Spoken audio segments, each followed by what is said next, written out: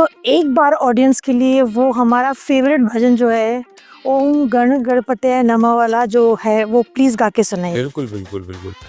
और मैं ऑडियंस को ये बताना चाहता हूँ कि ये ट्रेडिशनल वर्ड्स है, लेकिन इसका क्रिएशन मेरी तरफ से है।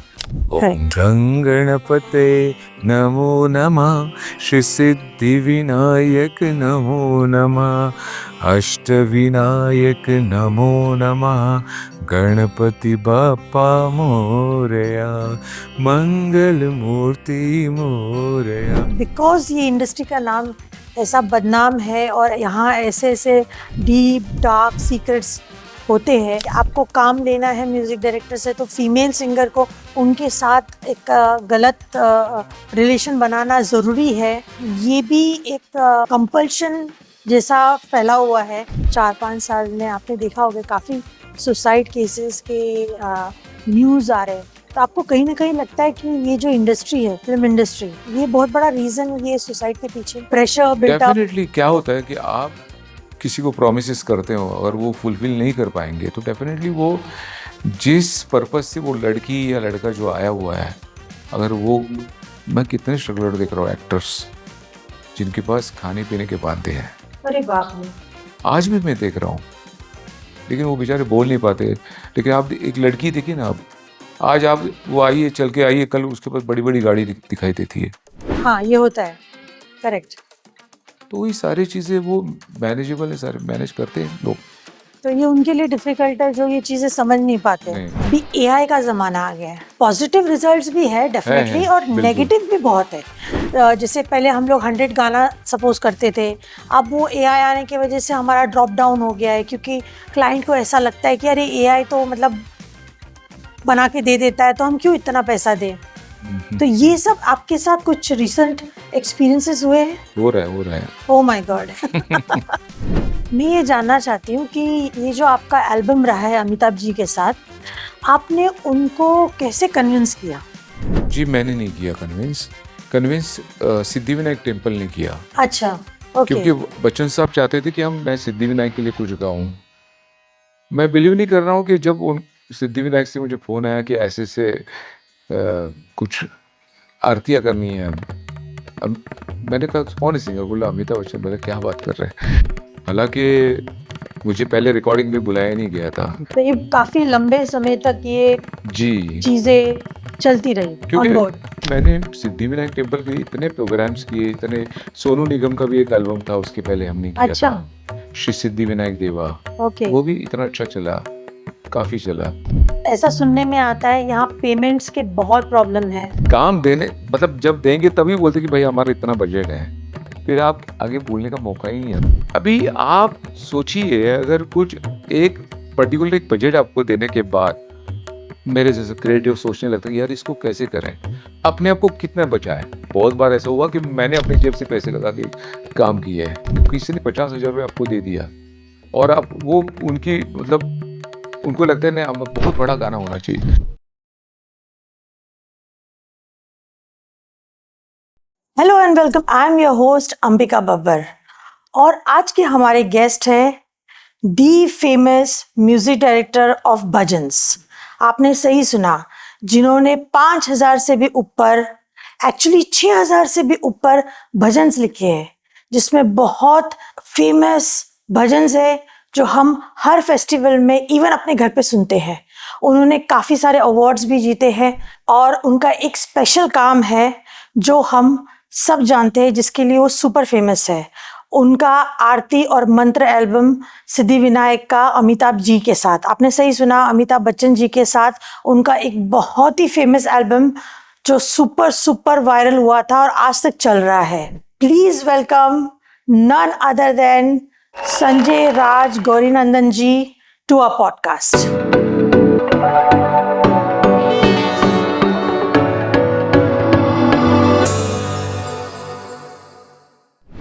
Welcome Sanjay ji to my podcast. आप कैसे हो? मैं बहुत अच्छा हूँ, आप कैसी हैं? एकदम बढ़िया। आपने कौन से ईयर में अपने करियर की जर्नी स्टार्ट की थी? मुझे लगता है मैंने 92 से मेरी स्टार्ट जर्नी किए। स्टार्ट हो गई। वैसे तो मैं बेसिकली रिदमिस्ट हूँ था। ओके। अभी तो बजाता नहीं, लेकिन मैं उस बचपन से ही मेरे घर पे रिदम है सारा, तब से ये चल रहा है अच्छा, सो बचपन से आप म्यूजिक में हो। म्यूजिक में। सो यूजुअली जितने भी कंपोजर्स होते हैं उनके कोई ना कोई गुरु होते हैं, आपके कोई गुरु रहे हैं? बिल्कुल है मेरे गुरु, मेरे फादर अण्णा जी है, और अरे उसके वाह। बाद गायकी में मैंने सुरेश वाडकर जी के यहाँ सीखा, अनूप जलोटा जी के यहाँ सीखा, और बहुत सारे गुरु हैं कि उनके पास सीखना तो वो तो अनलिमिटेड है। अनलिमिटेड जीवन भर चलता रहता है, आज भी सीख रहा हूँ मैं। बढ़िया बढ़िया। तो आपने जो सबसे पहला जो अपना म्यूजिक दिया है वो कोई गाना था, भजन था, क्या था? वो पहले मुझे एक मराठी अपॉर्चुनिटी आई, एक शख्स है चौधरी साहब, उन्होंने कहा कि यार मुझे जानते थे, मेरे फादर को जानते थे, और मंगेशकर घराने से मेरा अच्छा संबंध था, उनको पता था। ओके। तो उन्होंने कहा कि एक मराठी में गणपति के गाने बनाने हैं। ओ। तो मैंने कहा ठीक है। और जो गाना उषा मंगेशकर ने गाया है उन्होंने, अच्छा। वो इतना हिट है कि आप उसको शायद आपने सुना भी होगा, जस्ट मैं सुना था आपको। गणपति राया पढ़ते मी पाया, काय मागू मागण रे, काय मागू मागण रे देवा, काय मागू मागण रे। तो ये शुरुआत मंगेशकर घराने से मेरी हो गई, तो आज आज तक ये चल ही रहा है। ओके। सो मैं जैसे कि जानती हूँ आपकी जर्नी को, कुछ कुछ लाइक जो मैंने देखा है कि आपने बड़े बड़े सिंगर्स के साथ मोर देन 6000 गाने बनाए हैं। तो कुछ उस जर्नी के बारे में आप बताएंगे? बस मेरी शुरुआत जो 92 से एज अ कंपोज़र हो गई, उसके बाद कई होता है ना कि आप चलते-चलते आपको जो काम आता है, स्ट्रगल पीरियड होता है, तो उस दरमियान इतने भजन्स आ गए, मैं करता गया, मैंने सोचा नहीं, और मेरा घर भी चल रहा है, मैं भी खुश था, अभी भी हूँ। करेक्ट। तो वो जर्नी से लेकर फिर जैसे आपका नाम होता है, तो फिर लोग जानते हैं, फिर लोग सिंगर लोग बोलते हैं सर आपका गाना गाना है। आज भी लोग हैं कि जो सोचते हैं कि संजय राज का गाना गाएँ। तो उसमें फिर आज की तारीख में मुझे लगता है अनूप जलोटा जी हैं, उनको इतने गाने गवाए मैंने। सुरेश वाडकर जी हैं, अनुराधा पौडवाल जी हैं, कविता कृष्णमूर्ति है। ऐसे कोई सिंगर नहीं कि वो नाम लूँ उतना कम ही क्या है। बात है। फिर सिद्धिविनायक टेम्पल से मुझे वो सिद्धिविनायक आरती करने का मौका आया, श्री अमिताभ बच्चन। अच्छा, उनके लिए भी। ओह यस यस यस, आपका जो सबसे वायरल एल्बम था उसमें से कोई गाना आप गा के सुना सकते हो? उसमें से वही जो ऑलरेडी मेरा फेमस था, तो मैंने एक्चुअली ये शेयर किया था कि मुझे लगा कि बच्चन साहब थोड़ा-सा चेंज करेंगे, लेकिन बोले नहीं मैं वही गाऊँगा। अच्छा। वो ऐसा था। ओम गंगणपतये नमो नमः, श्री सिद्धिविनायक नमो नमः, अष्टविनायक नमो नमः, गणपति बाप्पा मोरया, मंगल मूर्ति मोरया। ये मेरा ओरिजिनल क्रिएशन है। अच्छा। लोगों को लगता है ट्रेडिशनल है, सब लोग गा रहे हैं। हाँ एक्चुअली। हाँ, तो वो अभी क्या होता है कि हम जिस भगवान के लिए हम करते हैं, उनके चरणों में अर्पित करते हैं, उसका बेनिफिट लोग लेते हैं, हमको नहीं करेक्ट। मिलता है। आज मुझे लोगों को बताना पड़ता है कि यार ये मैंने लिखा है, साईं मंत्र मैंने लिखा है। ये अच्छा। लोगों को बताना पड़ता है। ये थोड़ा-सा ये चीज़ अच्छी नहीं लगती है मुझे। लेकिन ठीक है, समय-समय का हिसाब है। आप लोग जैसे यहाँ बुला के मुझे इसी माध्यम से लोगों को पता तो चलता है। Correct correct. जी। सो मैं ये जानना चाहती हूँ कि ये जो आपका एल्बम रहा है अमिताभ जी के साथ, आपने उनको कैसे कन्विंस किया? जी, मैंने नहीं किया कन्विंस। कन्विंस सिद्धिविनायक टेम्पल ने किया। अच्छा। ओके। क्योंकि बच्चन साहब चाहते थे कि मैं सिद्धिविनायक के लिए कुछ गाऊँ। मैं बिलीव नहीं कर रहा हूँ कि जब उन सिद्धिविनायक से मुझे फ़ोन आया कि ऐसे-ऐसे कुछ आरतियाँ करनी है। अब मैंने कहा कौन है सिंगर? बोला अमिताभ बच्चन। बोले क्या बात कर रहे हैं? तो वो एक शौक था, पर मेरा एक ऐसा नेचर है, मैं आज भी मेरे 6500 के ऊपर गाने हैं, फ़िल्में की मैंने सारे के, पर मैं ऐसे रहता हूँ कि नेचुरल, ठीक है गाया है तो ठीक है, नहीं तो फिर अपना चल ही रहा है। Yes yes. तो वो एक बात थी, हालाँकि मुझे पहले रिकॉर्डिंग में बुलाया नहीं गया था, तो फिर पता नहीं बच्चन साहब को क्या लगा कि उन्हें कॉल टू कंपोज़र, तो फिर मैं गया वहाँ पे, सुनी बातें, कुछ चीज़ें थी। इस तरह से ये फिर टाइम्स म्यूज़िक ने इसको रिलीज़ किया था। ओके। तो काफ़ी मेहनत के बाद ये चीज़ हुई है, आसानी से नहीं हुई है। तो ये काफी लंबे समय तक ये जी, चीजें चलती रही क्योंकि ऑन बोर्ड। वो इसीलिए था क्योंकि मैंने सिद्धिविनायक टेम्पल के इतने प्रोग्राम्स किए, इतने, सोनू निगम का भी एक एल्बम था उसके पहले हमने किया अच्छा। था, श्री सिद्धिविनायक देवा, ओके। वो भी इतना अच्छा चला, काफ़ी चला। तो इसी माध्यम से लोग जानते हैं, तब वो सारी चीज़ें यूटिलाइज़ होती है। करेक्ट। तो फिर इवन जब बच्चन साहब के पास मेरा नाम गया वहाँ पे, तो बोले कौन है? तो मेरी कुछ bytes, okay, okay, go ahead, go ahead. तो इतनी बड़ी कॉम्प्लीमेंट्स मुझे मिली है बिकॉज़ ऑफ, मैं ज़्यादा गुरुओं को मानता हूँ, अपने गुरु। तो इससे शायद हो सकता है ये चीज़ें हो पॉसिबल होती है। हो सकता है। सो मैं ये देख रही थी आपके प्रोफाइल में, लाइक जो आपके वर्क प्रोफाइल है, आपने बहुत बड़े बड़े सिंगर्स के साथ गाना किया है, मतलब नाम लो और उनके साथ किया है, बट एक नाम वहाँ मिसिंग है, जो है लता जी का। तो लता जी के साथ मौका नहीं मिला या क्या हुआ? ऐसी बात नहीं, मैंने, मौका तो मुझे आया था, पर कभी-कभी होते हैं ना कि हमारे स्टार भी एक मिलते नहीं हैं, तो मैंने बहुत कोशिश की कि उनसे काम करने की, बट समय के, मैंने एक्चुअली आशा जी, पता नहीं उनके घर में क्या है प्रॉब्लम, वो पता नहीं मुझे, बट आशा जी ने मेरे साथ गाया, अच्छा। तो वो सवाल वहाँ पे आया था कि आशा जी ने गाया है ना इसके पास, तो शायद अच्छा। हो सकता है कि उसकी वजह से उन्होंने नहीं गाया, क्यों अपॉर्चुनिटी आई थी, ऐसा नहीं है, साउथ के गाने आए थे, फिर उन्होंने मेरे साथ नहीं काम करा, हालाँकि काम मेरा था, मैं लेके आया था काम, अच्छा। बट उन्होंने किसी और के साथ वो काम किया। ख़ैर, मैंने थोड़ा वक़्त पे छोड़ दिया। ये मैंने काफी सुना है, मतलब अलग अलग लोगों से, कि ये जो सिंगर पॉलिटिक्स होती है, कि सर्टेन सिंगर कर रहा है ये म्यूजिक डायरेक्टर के साथ, तो दूसरा सिंगर जो दूसरे लीग में है वो नहीं करेगा, ये मिथ है या ये रियलिटी है? ये रियलिटी है, अच्छा। क्योंकि मैं तो इतना भुगत रहा हूँ, क्योंकि आज मैं बड़े-बड़े सिंगर को कॉन्टैक्ट जब करता हूँ, तो सबसे पहले मुझे भी थोड़ा-सा ईगो प्रॉब्लम होता है कि यार संजय राज, गौरी नंदन को नहीं जानता ये आदमी, अच्छा। ये अपने आप को क्या समझता है? ऐसा हो जाता है। ओके। तो ऐसा कोई सिंगर नहीं है कि आज, मतलब उनके लिस्ट में कहूँगा, मैं अपने बोलूँगा तो थोड़ा बड़ी बात हो जाएगी। उनके लिस्ट में नाम है कुमार शानू, उदित नारायण जी, कविता कृष्णमूर्ति, अनगिनत सिंगर। अभी तो मैंने एक रिसेंटली सूफ़ी सॉन्ग किया है, ये अपने जावेद बशीर साहब ने गाया है। अच्छा।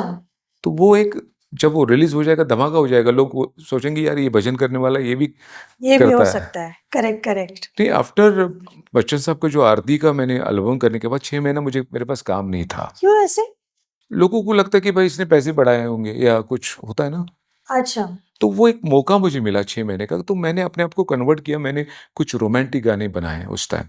ओके। मैंने कहा भाई वैसे भी काम नहीं, तो ऐसे चलते हैं, तो अपने लेवल पे मैंने रोमांटिक गाने बनाए, बहुत सारे बनाए, और उसके बाद थोड़ा कन्विंस किया कि भाई मैं वही हूँ आपका संगीतकार कि जो आपके बजट में काम करने वाला, तो आज तक चलता रहा।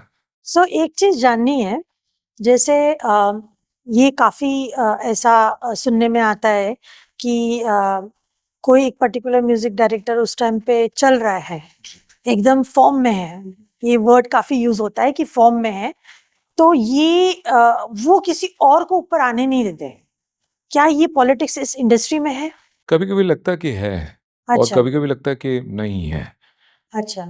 चूँकि मैं जानता हूँ 92 से आज तक मैं जो काम कर रहा हूँ, पॉलिटिक्स तो है, या और मेरी ऐसी मतलब सोच है कि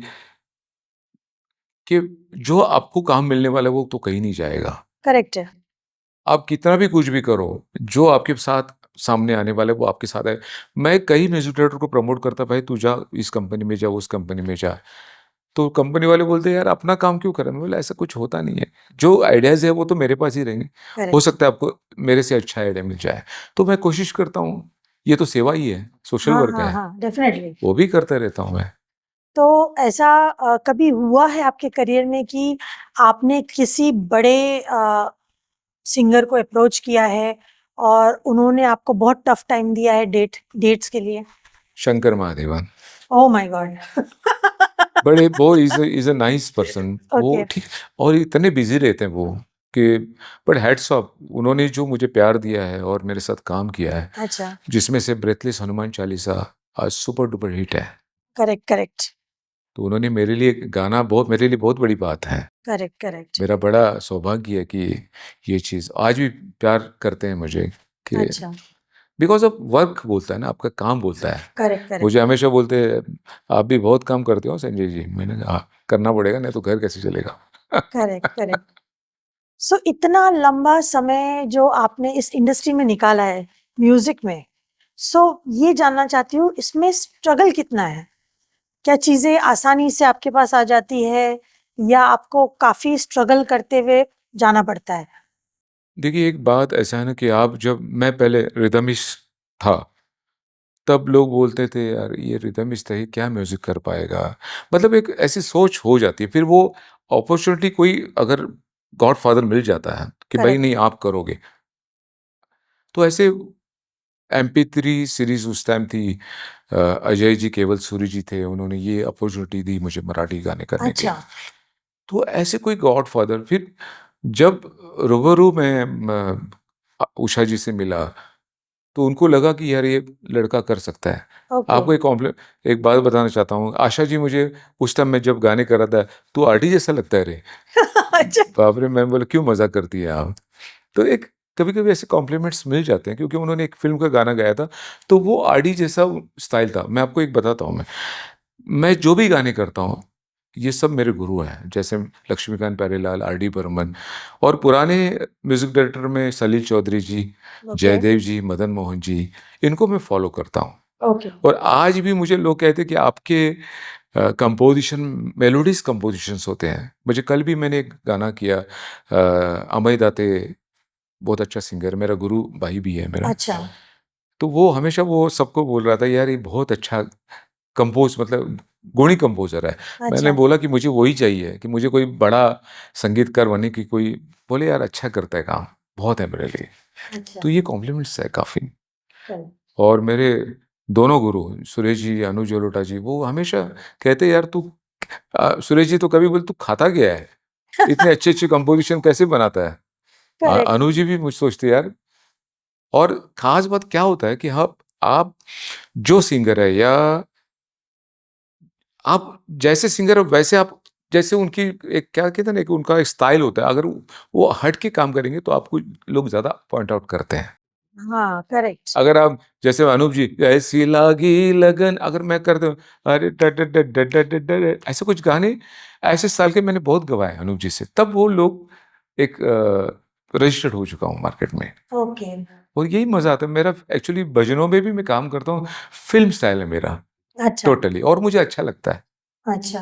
पंजाबी बेस है उसमें, और मराठी में मैंने गाने किए हैं। मैंने ऐसा कोई लैंग्वेज छोड़ा नहीं है, अच्छा। सारे लैंग्वेज, पंजाबी की है मैंने, क्या कन्नड़, बात है। कन्नड़ लैंग्वेज की है, तेलुगु की है, मलयालम नहीं किया मैंने, बाकी के गुजराती की है मैंने। अच्छा। हाँ, ऐसा कोई लैंग्वेज नियर अबाउट सब, बंगाली किया है मैंने। वाह। तो एक बात बताइए संजय जी, जैसा आप तो भजन के किंग माने जाते हैं, वो तो एक टैगलाइन आपको मिल ही गया है। वे क्या करें। सो भजन एंड मूवी सॉन्ग्स, ये टोटली डिफरेंट जॉनर है। तो आप कैसे मैनेज कर लेते हो? जैसे आप कंपोज कर रहे हो भजन और आपको सडनली सपोज कोई मूवी का गाना करना है, तो ये मैनेज हो जाता है? आज की तारीख में बहुत आसान हो गया है, अच्छा। क्योंकि जिनका काम आता है वो एक रेफरेंस देते हैं कि सर हमको ऐसा ऐसे चाहिए। चाहिए, तो ओके। वो आसान हो जाता है। अच्छा। अभी मैं टोटली अभी 6 गाने का, डेंटा म्यूजिक के लिए मैं 6 गाने कर रहा हूँ। वाओ। तो पूरा उन्होंने रेफरेंस दिया, तो आसानी से गाने बने। अमित मुटरेजा ने गाया है, अच्छा। कमाल के गाने हो गए हैं। मतलब लोग सोचेंगे कि यार ये यही संगीत म्यूजिक डायरेक्टर है क्या। अच्छा। कभी कभी ऐसे, वो तो ऊपर वाले की करामत है कि ऐसी अपॉर्चुनिटी आ जाती है। Correct correct. तो एक बात बताइए, जैसे कुछ साल पहले 92 में, जो अब हम देखते हैं तो काफी साल अब हम आगे आ गए हैं, तो म्यूजिकली क्या चेंजेस आपने एक्सपीरियंस किया है अपने इस जर्नी में? काफ़ी चेंजेस मतलब हो रहे हैं और होंगे भी आगे चल के। जैसे मान लीजिए अभी जब मैं बेसिकली उस टाइम में जब काम कर रहा था तो मुझे ऐसे लगता था कि जब कंपोज करते हैं कि यार ये सुर उधर नहीं जाना चाहिए, ये सुर उधर नहीं जाना चाहिए। लेकिन क्या होता है कि आप जब तक फ़ैमिलियर ट्यून नहीं दोगे मार्केट अच्छा, में, ये मुझे कंपनी ने सिखाया है। अच्छा, और मैं सही में मेरे जयेश भाई कृणाल म्यूज़िक के मालिक थे। अच्छा, उन्होंने बहुत बार मेरे पे जुगाड़ खेला है। अच्छा, मतलब जा ये पैसे पकड़ तेरे को जो करना है कर। अच्छा, I am really thankful to Jayesh भाई, जयेश वीरा। तो ऐसे करते-करते लोग आपको सिखाते हैं कि आप ऐसे करिए, आप ऐसे करिए। और आज मैं कुछ चीज़ देख रहा हूँ कि आजकल बच्चों को ज़्यादा म्यूज़िक लंबा म्यूज़िक नहीं चाहिए। करेक्ट। छोटा-सा पेशेंस लेवल कम हो पेशेंस गया। लेवल के कम हुआ, हर इंसान का हो गया, लेकिन बच्चों का इसलिए बोल रहा हूँ क्योंकि बच्चों से आइडिया बहुत सारे आते हैं। मेरी करेक्ट। बेटी अनुजा, वो तो मुझे हमेशा कहती पापा थोड़ा-सा ऐसा, वैसा, ऐसा, वो तो सजेशन मिलता ओके, रहता है। ओके। मेरी वाइफ ऑल्सो। मेरे घर में सब आरडी के फैन हैं, अच्छा, आरडी बर्मन जी के फैन हैं। तो ये सारे चीज़ें इकट्ठे होने के बाद एक वो मिठास, मेलोडीज़ जो चीज़ें आती है, वो तो बस दे रहा हूँ लोगों को। Correct, correct. तो अभी जैसे आपने मतलब जो जर्नी करते-करते अब 2025 आ गया है, आप देख रहे होंगे कि कुछ रीसेंट इयर्स में एक जेन ज़ी करके एक यूथ का एक जनरेशन निकला है। तो आपको क्या लगता है कि मतलब जो म्यूजिक पहले से चला आ रहा है, ये जनरेशन उसको एप्रिशिएट करेंगे कि वो चाहेंगे कि कुछ बदलाव आए या कुछ अलग हो? देखिए मेरे नॉलेज के हिसाब से आज मैं किसी का नाम नहीं लेना चाहता, जो गाने हो रहे हैं, ओके, वैसे देखा जाए तो इस 7 सुरों में या 12 सुरों में जैसे जितने सुर हैं हमारे, उस सुरों में आप कहाँ से नई चीज़ लाओगे? करेक्ट, आप जो चलता आ रहा है, अब उसको करेक्ट, फ़ॉलो करके आप बनाओगे। यही है करेक्ट, थोड़ा-सा वॉइस चेंज होगा, करेक्ट। तो लोगों को लगता है आजकल के जो नई जनरेशन को लगता है यार वो क्या अरिजीत है या अपने जो पाकिस्तानी सिंगर है Atif Aslam, Atif he is a Aslam. Very good singer, मुझे बहुत पसंद है। Correct, correct. क्योंकि वो वॉइस का एक स्ट्रक्चर जो है वो काफ़ी अच्छा है। हुँ, तो वो अभी देखिए आप हमने हमने सुना है, रफ़ी साहब को सुना है, मुकेश जी को लता जी को सुना है, आशा जी को, तो हमारे दिमाग में वही किशोर दा को सुना है, जी, वही रहता है अभी भी। क्योंकि क्या होता है, आप उस तरह जगह से आए हो ना, तो वो सारी चीज़ें दिमाग में चलते रहते हैं। अभी करेक्ट, आपने बोले यार वो इनका गाना सुन के करता हूँ मैं, पर थोड़ा-सा वक़्त जाता है उसके लिए। तो फिर उसको स्टडी करते हैं हम लोग, फिर अच्छा। उसके बाद गाने कर रहे हैं हम लोग। तो ये डिफ़िकल्टीज़ है, ट्रांज़ैक्शंस में थोड़ा-सा है, थोड़ा-सा है। डिफ़िकल्टीज़ है। तो अभी जो जैसे क्या बोलते हैं, अभी एआई का ज़माना आ गया है। तो एआई एक्चुअली मैं सुनती हूँ हर टाइप के प्रोफ़ेशन के अंदर वो घुस रहा है, वो इंटरफियर कर रहा है और काफ़ी सारा पॉज़िटिव रिज़ल्ट्स भी है डेफ़िनेटली और नेगेटिव भी बहुत है। जैसे काफ़ी सारे जो म्यूज़िक डायरेक्टर्स हैं वो ये बोलते हैं, मैंने बोलते हुए उनको लिटरली सुना है कि जैसे पहले हम लोग 100 गाना सपोज़ करते थे, अब वो एआई आने की वजह से हमारा ड्रॉप डाउन हो गया है क्योंकि क्लाइंट को ऐसा लगता है कि अरे एआई तो मतलब बना के दे देता है, तो हम क्यों इतना पैसा दें? तो ये सब आपके साथ कुछ रीसेंट एक्सपीरियंसेस हुए हैं? हो रहा है। Oh my God!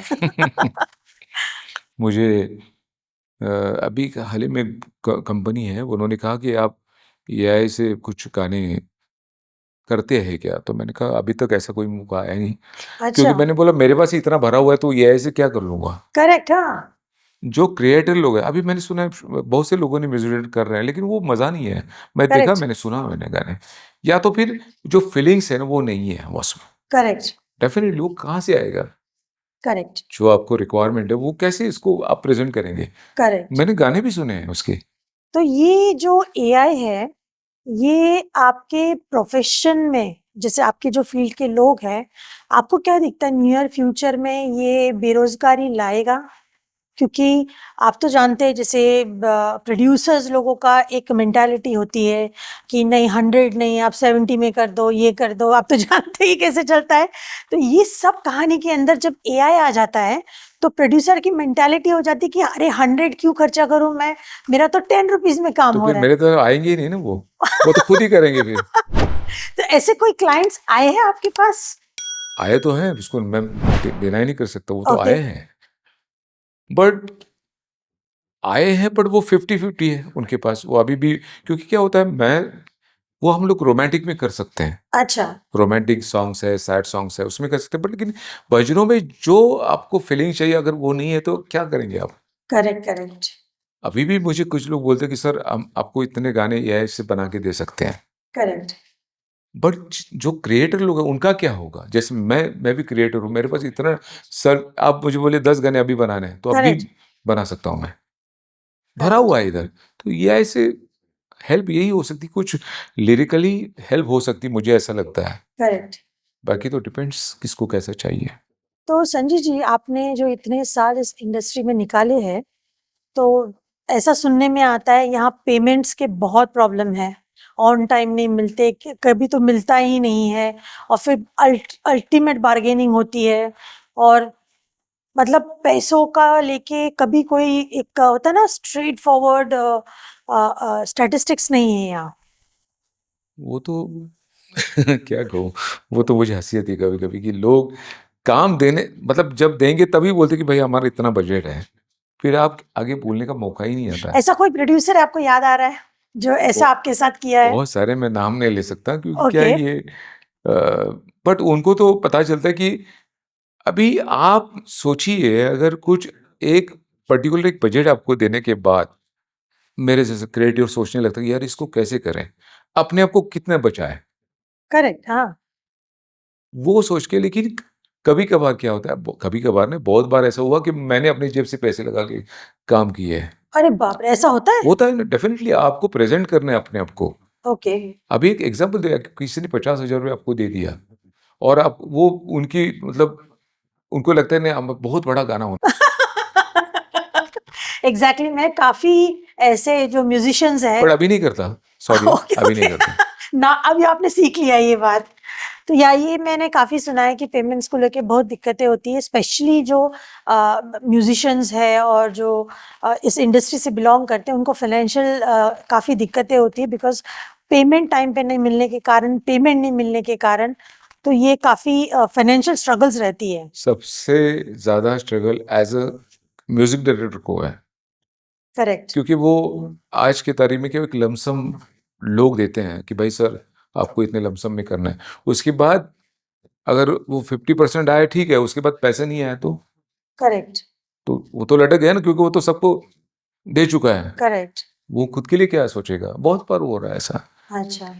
बट वो कंपनी चलती भी नहीं ज्यादा, ओके। नहीं चलती, वो फिर कुछ दिन काम करके वो निकल जाते मार्केट से।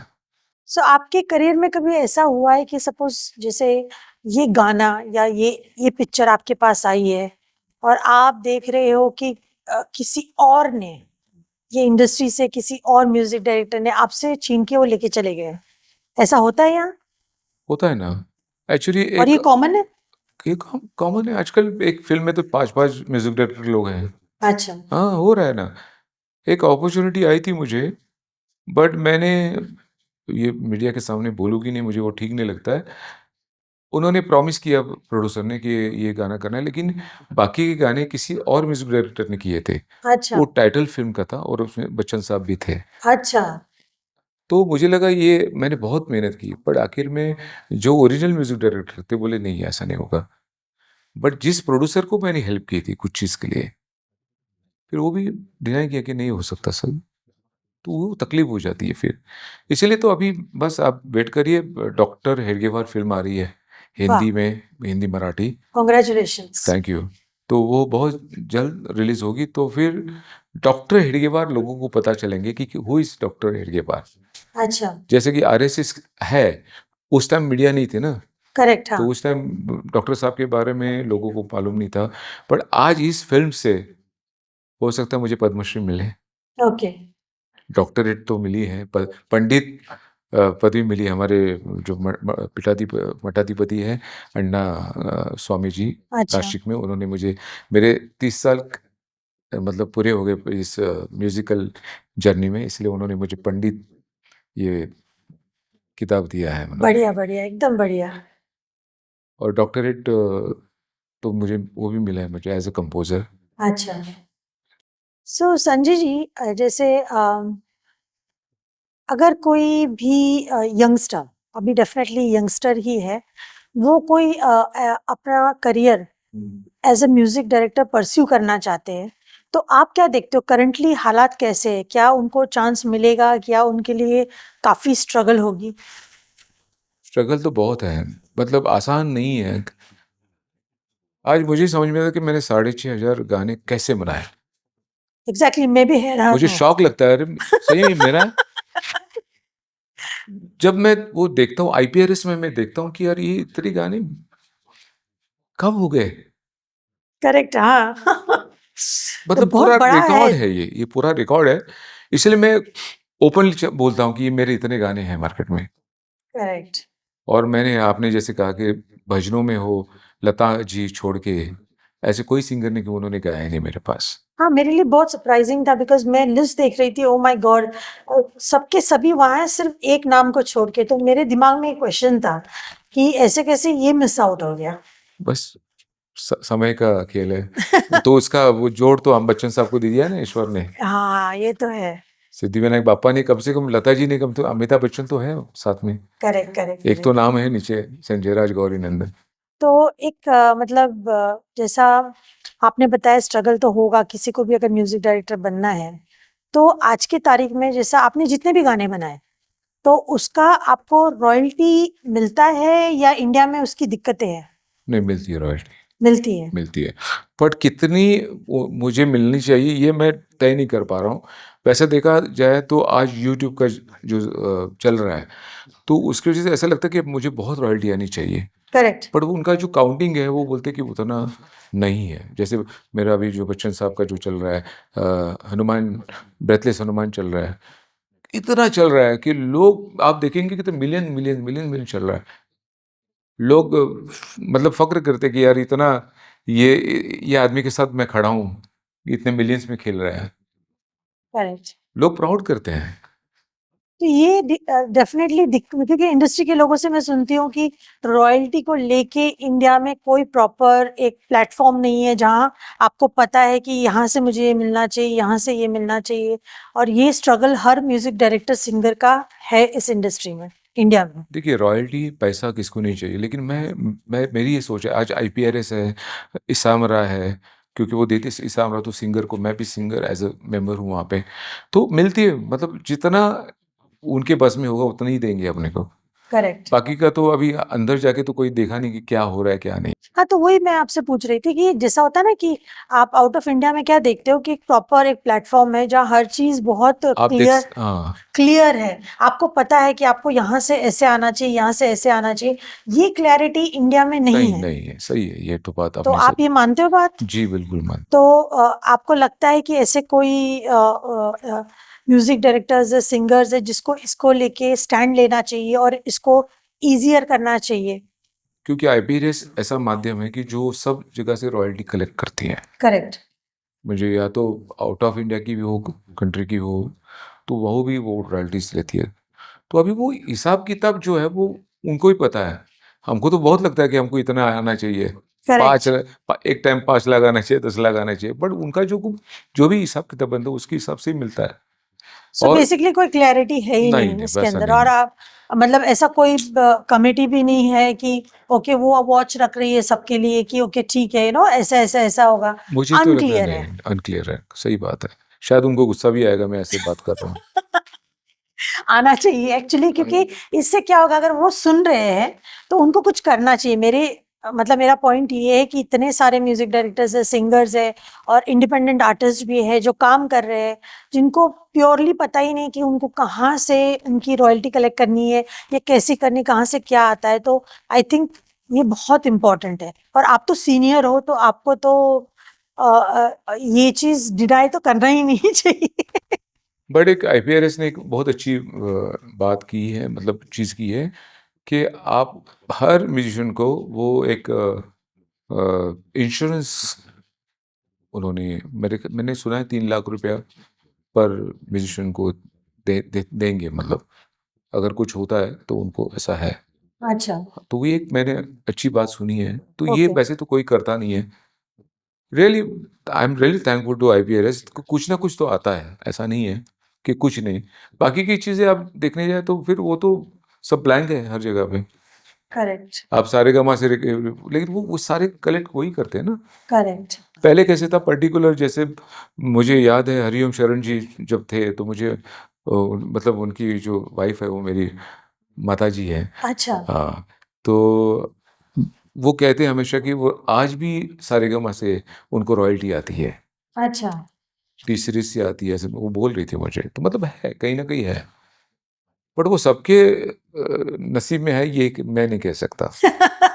करेक्ट, क्योंकि आप आउट ऑफ इंडिया जब देखते हो तो आप ये देखते हो कि रॉयल्टी के थ्रू ही लोग बंगलोज और कार्स जी, और लैविश लाइफ जी रहे हैं, और इंडिया में देखते हैं हम जब, तो ऐसा लगता नहीं कि उनको कुछ उनका शेयर मिल रहा है। मैं तो ये सोचता हूँ भाई रॉयल्टी है जो घर कुछ खर्चा चले अपना, वो भी नहीं हो रहा है। सही बता रहा।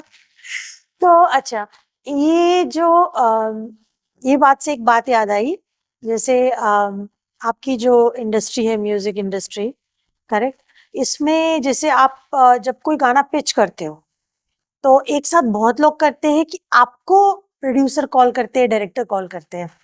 देखिए अभी एक बात है ना कि वो हमेशा वो जज डायल वगैरह सब फ़ोन करते रहते हैं, तो मैं उनको एक ही बात करता हूँ, मुझे जो आज तक जितना भी काम आया ये मेरे रिलेशन पे आया हुआ है। अच्छा। तो इसीलिए क्या होता है कि प्रोड्यूसर डायरेक्ट कॉल करते हैं मुझे, अच्छा। जिनका वैसे संजय, उनको लगता है कि संजय राज गौरी नंदन चाहिए तो वो डायरेक्ट फ़ोन करेंगे कि ओके। सर हमारा ये गाना करना है। करेक्ट। बाकी वाया वाया तो ऐसा मुझे नहीं लगता कभी कोई टकराया है मुझे, सब ऐसे ही है। करेक्ट। मतलब मैंने जो काम किया है वो सबको पता है कि भाई ये है। ओके।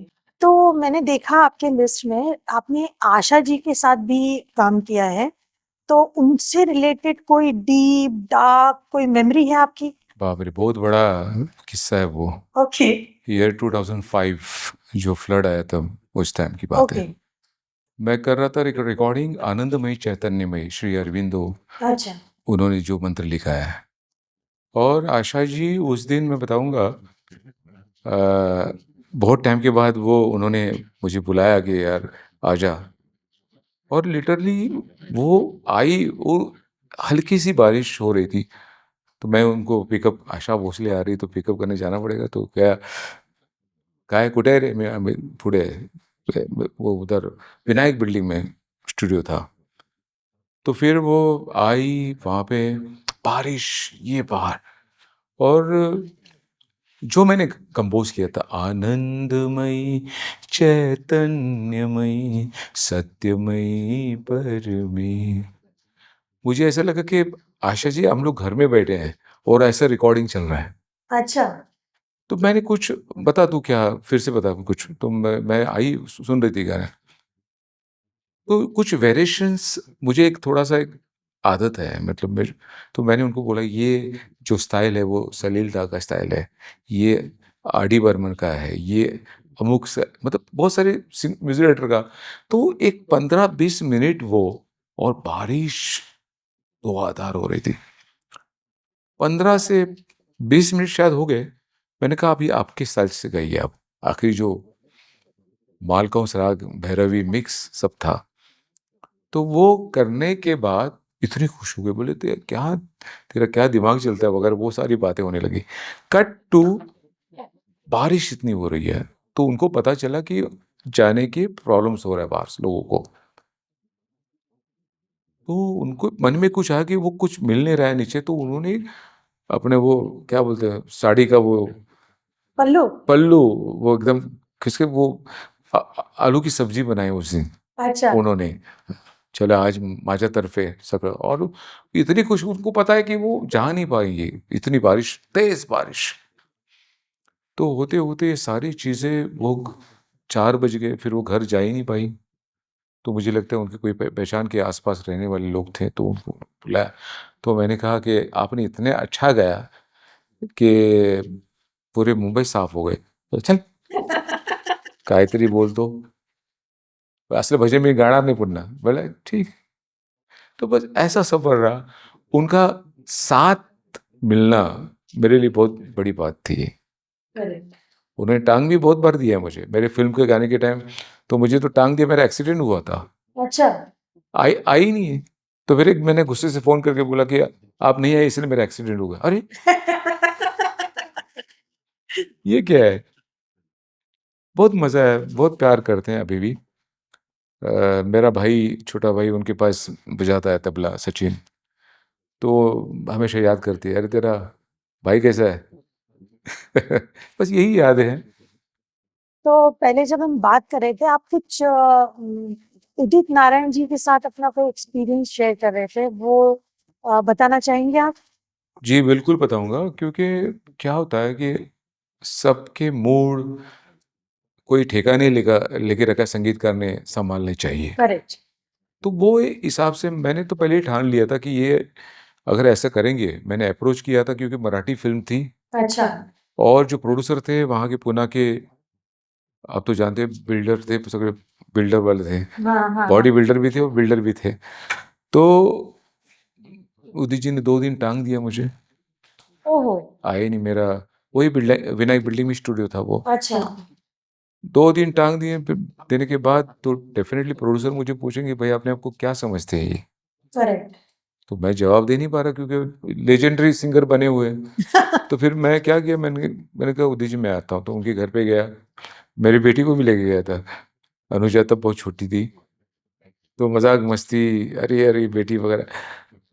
तो मैंने कहा आप आ रहे हो कि नहीं आ रहे हो। करेक्ट। हाँ। हाँ आपने बहुत अच्छा गाना किया, ये वो। बोला आप आ रहे हो कि नहीं आ रहे हो। बेचारे आ गए, कैसे वैसे वो गाना हो गया। फिर वो तो जानते हैं कैसे उनका स्वभाव है, बस तो इस। ये आपके इंडस्ट्री में ये जो सिंगर्स होते हैं, उनके बहुत टेंट्रम्स होते हैं। ये मतलब आपकी बातों से मुझे थोड़ा थोड़ा ये समझ आ रहा है कि आपने भी ये टेंट्रम्स फेस किए हैं, कि म्यूजिक डायरेक्टर इतना मेहनत करता है, सब कुछ करता है, और सिंगर वो इंसान को एक टफ टाइम दे सकता है। ये बिल्कुल सही बात है ये। बट आज के दिन में मुझे ऐसा लगता है कि कोई ऐसा वो नहीं है कि भाई ये सिंगर रहेगा तो गाना चलेगा आपका। करेक्ट। इसलिए मैंने भी गाना शुरू किया है। अच्छा। बाकी के लोगों को बुरा लगेगा, लेकिन क्या करें अभी, करेक्ट। धंधा मुझे भी चलाना है कि मैं आखिर बस लोगों को बनाते रहूं। करेक्ट। कंपोजर एक क्रिएटर होता है, डेफिनेटली होता है, पर उसका ख्याल तो रखना सिंगरों का काम है। करेक्ट। वो रखते ही नहीं है। अरे बिल्कुल नाम नहीं लेते उनका। ये मेरे हाँ, साथ कई बार हुआ है। ये मैंने सुना है कि जैसे काफी लोग ऐसे काम करते हैं और एंड में उनको पता लगता है उनका नाम ही नहीं है। जी मैं अपने सुरेश वाडकर जी की बात करता हूँ मैं। अच्छा। ओम साई नमो नमः श्री साई, सब गाना गाना है, पर अब वो जो राइटर है, म्यूजिक डायरेक्टर, उसका नाम नहीं लेना है। बहुत सारे लोग हैं, सिर्फ अनुज ही है कि वो नाम लेते हैं कि भाई ये तो इनका म्यूजिक ऐसे है। कितने लोगों के साथ आपका एनकाउंटर हुआ है जो इस तरह के बिहेवियर रखते हैं? सबसे पहले कंपनी प्रॉब्लम कर रही है, वही नाम नहीं दे रही है। अच्छा। हाँ सबसे पहले कंपनी। जैसे कौन सी कंपनी? बहुत सारे हैं। अब क्या होता है, एक बार आपका नाम आने के बाद उनको, उनके जो स्टाफ को एक्चुअली उन्होंने बताना चाहिए कि इसका क्रेडिट पूरे देने चाहिए। अच्छा। तो कभी कभी सम टाइम हमारा नाम ही नहीं होता है। अच्छा। अभी मैं जो गाना बता रहा था, पहला मराठी गाना, हाँ हाँ। कितने साल मेरा नाम ही नहीं था उसमें। ओ। तो मैंने फिर वो कंपनी को फोन करके बताया कि भाई ये कम से कम नाम दोगे तो पता चलेगा लोगों को ये गाना संजय राज का है। ऐसा कोई बड़ा कंपनी है आपके दिमाग में जो पहले थे या भी है, जो इस टाइप की हरकतें काफी करते हैं कि आपसे पता ना काम करवा लिया और उसके बाद आपका, आप जब रिलीज होता है तो देखते हो आपके नाम ही नहीं, और आपको मतलब ऐसा। सारेगामा के साथ पहले हुआ था मेरा एक बार, सारे गाना। ओके। जो आशा जी का वही एल्बम जो किया था, आनंदमयी चैतन्यमयी। अच्छा। उस टाइम उन्होंने किया था, मेरा नाम ही नहीं दिया था उसमें। तो फाइनली उन्होंने दिया। डेफिनेटली मुझे फिर वो लड़ना पड़ा।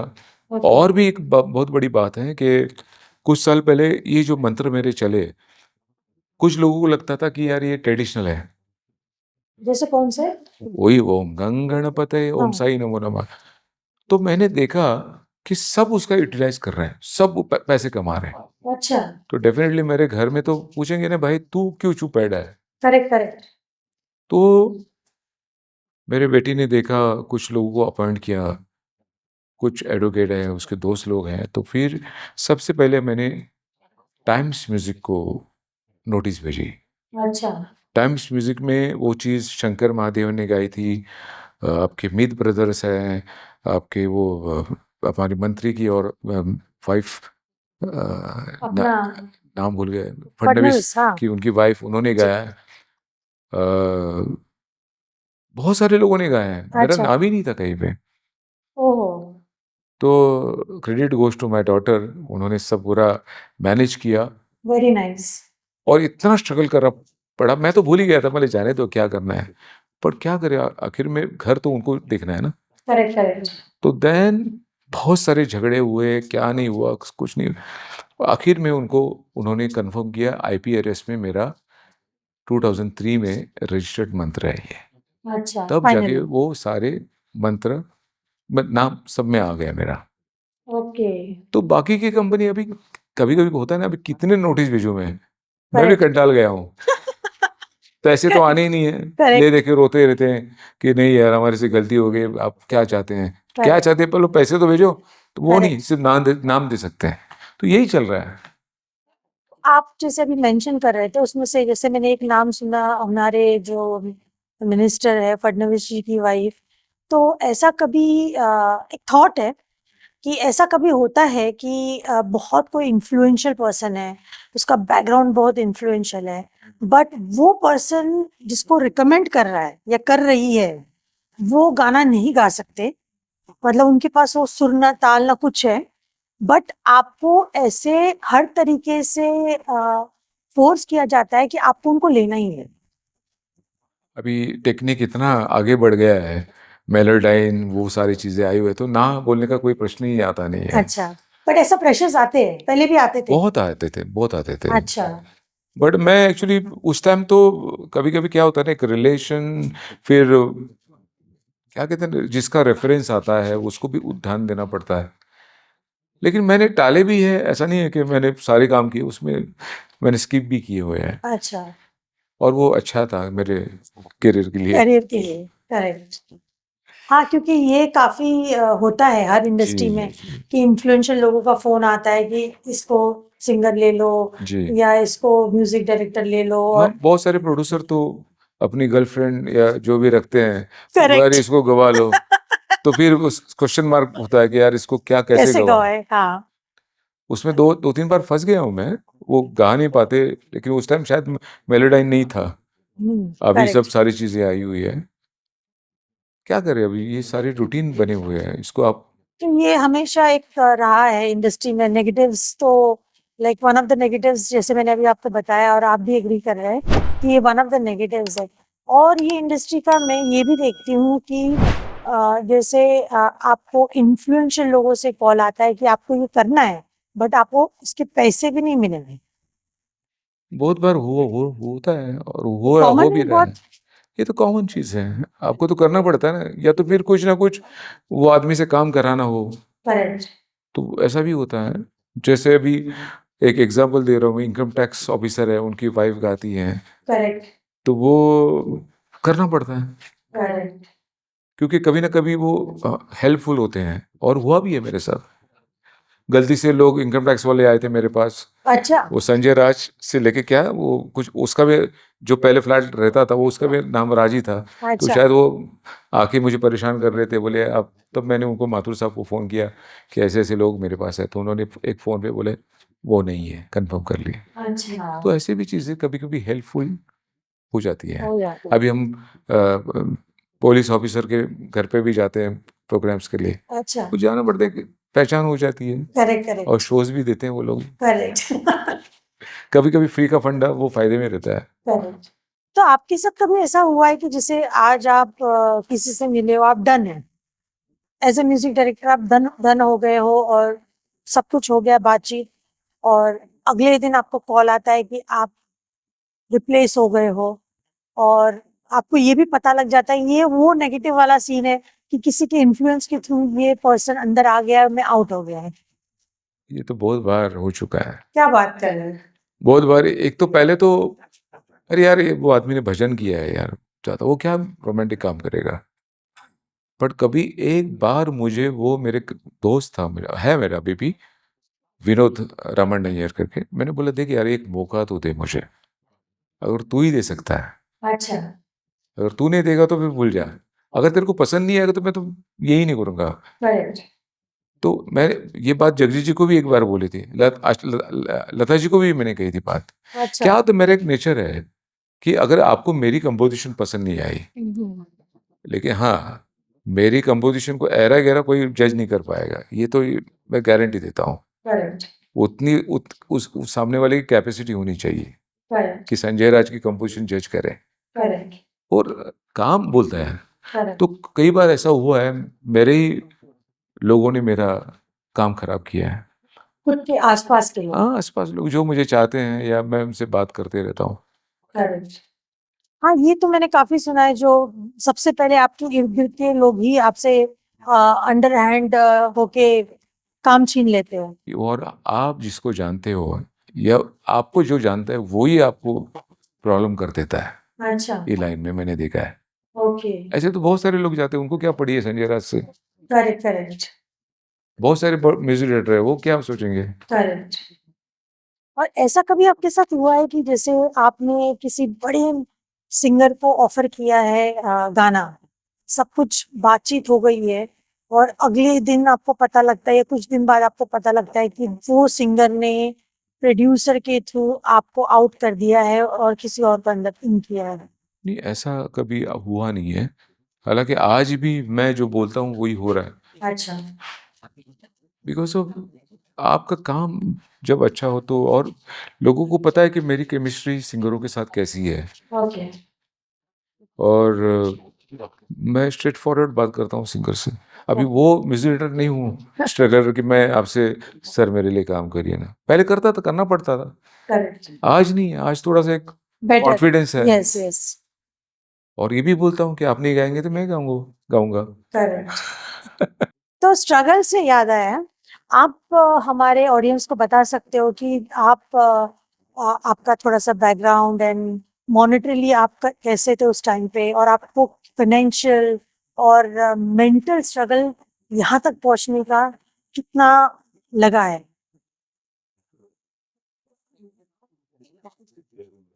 ओके। मिडिल क्लास फैमिली, आप तो जानती है कि मेरे फादर इतने बड़े रिदमिस्ट थे, पर वो मिडिल कास्ट मतलब मिडिल फैमिली की थे। उनको देखते हुए इस लाइन में आना तो बहुत मुश्किल होता है कि अपने फादर को किस किस हालात में उन्होंने प्रोग्राम्स किए हैं।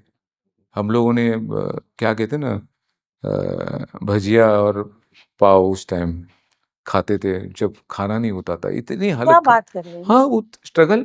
अभी क्या होता है, एक रिदमिस्ट को क्या मिलता होगा उस टाइम, इतनी हालत होती थी। मेरी मम्मी मसाला का मसाले जो होते हैं वो बेचती थी।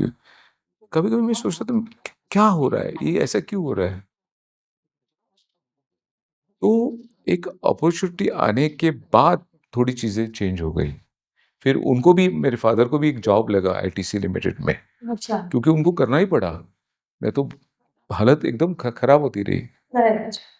तो उनको स्टडी करते हुए सारी चीजें ध्यान में लेके अपने को आगे क्या कैसे करना है। करेक्ट। वो इतने बड़े, मैं तो उनको विभूति बोलता हूँ, उनके इतने स्टूडेंट आज भी है, उनको याद करते हैं, फ्री ऑफ कॉस्ट सिखाते थे लोगों को। अच्छा। बट उनके स्टूडेंट ने कहा कि अण्णा जी आप ऐसा मत करिए, ताकि फिर उन्होंने जो भी नॉमिनल फीस देते थे, अभी वो लालबाग परेल में कहाँ लोग इतने पैसे देने वाले होते हैं। करेक्ट। तो इतने लोगों को उन्होंने खड़ा किया, उसके बस उनके ब्लेसिंग से आजकल चल रहा है मेरा।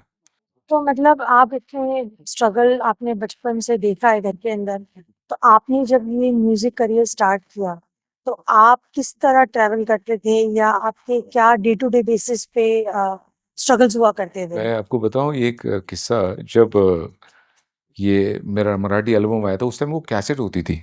अच्छा। आप यकीन नहीं करें, मैं लिटरली ऐसे वो जो बॉक्स रहता था वो ऐसे लेके घूमता था देने के लिए दुकान पे, ओ माय गॉड। क्योंकि आपको रिकग्नाइजेशन चाहिए तो डेफिनेटली आपको ये सारी चीजें करनी पड़ेगी। ये तो करेक्ट। हम सुनते आ रहे थे करेक्ट। वो। और उसके बाद तो ये गाना इतना हिट हो गया, उसके पीछे बहुत मेहनत की हम लोगों ने। एक म्यूजिक डायरेक्टर की रियल की स्ट्रगल है ये। जी बिल्कुल, बिल्कुल। और लेकिन वो चीज़ से मेरी जो दादी थी, मेरे फादर थे, मतलब उनको ये लगता था कि चलो एक मेरे हमारे बच्चे ने कुछ काम किया मार्केट में। होता है ना, हाँ हाँ। एक खुशी गर्व होती है। जो महसूस होता मेरी है। दादी तो मेरे गाने सुन के रोती थी। मैं आउट ऑफ शोज़ के लिए जाता था, दुबई जाता था, मस्कट जाता था, यूएस जाता था, तो मेरी दादी वो गाने सुन के रोती थी। तो कितना बड़ा कॉम्प्लीमेंट्स है ये। करेक्ट। और सिंगर लोगों के लिए तो बहुत स्ट्रगल किया मैंने, ऐसा नहीं है। आज शायद वो याद भी करते होंगे जिन्होंने मेरे साथ जो गेम्स खेले हैं, अच्छा। वो आज भी लोग याद करते होंगे। और कुछ लोग ये भी कहते हैं कि भाई आपका कुछ गाना हो तो ज़रूर बताएँ। बड़े-बड़े ओके। सिंगर हैं, अभी इनका नाम लेना जैसा ठीक मैं नहीं देख लगता रही है। हूँ आप बहुत इमोशनल हो रहे हैं अभी, मतलब कुछ आपने बहुत उस समय में काफी दर्द सहा है और वो आपकी आंखों में मुझे अभी दिख जी रहा है जैसे आप बिल्कुल, बात कर बिल्कुल, रहे हो तो। बिल्कुल है, बिल्कुल। और बहुत लोगों ने भी, क्या होता है जब आपका स्ट्रगल शुरू होता है, बहुत लोग सताते हैं आपको। अच्छा। एक तो पैसे देते हैं। करेक्ट। ये जब मंत्र जब आए हैं, सूरज जी ने गाया है, उस टाइम मैंने उनको, अभी मैं बोलूँ कि नहीं बोलूँ पता नहीं, बोलिए बोलिए प्लीज तो बोलिए। वो 40,000 को वो 4 लाइन का ईयर 2000 में दिया। और वो प्रोड्यूसर जो जयेश भाई बताए, 500 रुपया। मैंने बोला जयेश भाई थोड़ा सा बढ़ाइए, तब उन्होंने जाके कुछ 1000 रुपीज़ मुझे दी। मतलब ऐसे, क्योंकि मैं ज़्यादा बोल ही नहीं सकता था ना, उस टाइम नाम नहीं था मेरा। तो इतना बड़ा स्ट्रगल करने के बाद आज भी स्ट्रगल है ही, करेक्ट। चुका नहीं है। क्योंकि आज कोई भी कंपनी में मैं जाता हूँ, सर आपने इतने गाने किए 6000 के ऊपर, हमारे लिए क्या बना रहे हैं आप? अभी मैं उनको भी पहले ये बोलूँ कि आप पैसा कितना दे रहे हो, ये पूछूं? करेक्ट। हालांकि मेरा अधिकार बनता है कि मैं ये पहले पूछूं, बट वो सिस्टम ऐसा गलत सब लोगों ने बना के रखा है। करेक्ट। म्यूजिक डायरेक्टरों की बात करता हूँ मैं। अगर मैं ना बोलूँ तो 10 लोग पीछे बड़े पड़े हैं मेरे मेरे बाद काम करने वाले। संजय राज कब हटता है बाजू में, अरे मैं जाऊं। हटने की दुआ तो सभी मांगते हैं, ये वाली कहानी है। तो हटवाने की, सॉरी। एक चीज मेरे दिमाग में आ रही है जो मतलब हर इंडस्ट्री में ये बात तो होती ही है, क्या ये सच है? मतलब ये आपने आपके इंडस्ट्री में ये देखा है, क्या ये कॉमन है? जैसे बहुत लोग बोलते हैं कि ये इंडस्ट्री बहुत खराब है, स्पेशली लड़कियों लोगों के लिए। तो अगर आप लड़की सिंगर हो, आप म्यूजिक डायरेक्टर के पास जाते हो तो वो कुछ गलत गलत एक्सपेक्टेशंस रखते हैं और कास्टिंग काउंट जैसा कुछ सीन हो जाता है, XYZ चीजें हो जाती है। तो ये इंडस्ट्री में ये रियल है? है। ओके। आप यकीन नहीं करेंगे, मुझे कई बार फोन आते थे, अभी तो बंद हो गए फोन, लड़कियां स्पेशली सिंगर, कि सर आप काम देने के लिए क्या कॉम्प्रोमाइज करते हैं। Oh my God. मैं तो हिल गया अंदर से, मैंने बोला यार, ये हालांकि तो ये हिलाने वाली बात है एकदम। हिलाने मतलब मैं कभी ऐसा सोचा नहीं मैंने, क्योंकि मैंने भजन ये सब करता रहा, तो मुझे वो ऐसा कभी दिमाग में आया नहीं। तो मेरे वाइफ को बोले यार जरा ये देख लड़की क्या बोलती है, हम्म। सुन जरा।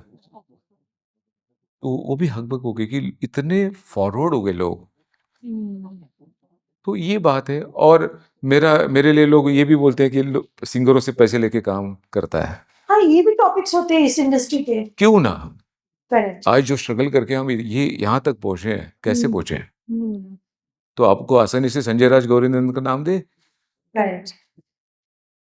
तो क्यों ना? मुझे लोग कहते हैं कि सर आपका नाम खराब है, क्यों ना हो, अगर मेरा घर चलता है, आई डोंट करेक्ट। माइंड। और जो नाम खराब करने वाले काम आपको कभी देंगे नहीं, करेक्ट। करेक्ट। क्योंकि उनका काम ही वही है। करेक्ट। तो ये सब बातें सच है मतलब। जी। और ऐसा नहीं है, मेरे पास जब कोई काम आता है तो मैं जिन्होंने मेरे साथ काम किया या मैंने उनसे पैसे लेके काम करवाया, उनको भी ऐसे काम देता हूँ मैं। अच्छा। ऐसा नहीं है, वो क्लेम नहीं कर सकते। ये चीज़ वो लोग नहीं देखते जो बोलने वाले हैं। अच्छा। वो बड़ा दुःख होता है इस चीज़ का। तो ऐसा होता है कि कभी-कभी जो चीज़ रियल में होती है, उसको कंट्रोवर्सी बना के एक म्यूज़िक डायरेक्टर को नीचे खींचा जाता है। वो तो वो तो हर युग में चलता है, वैसा ही है कहानी।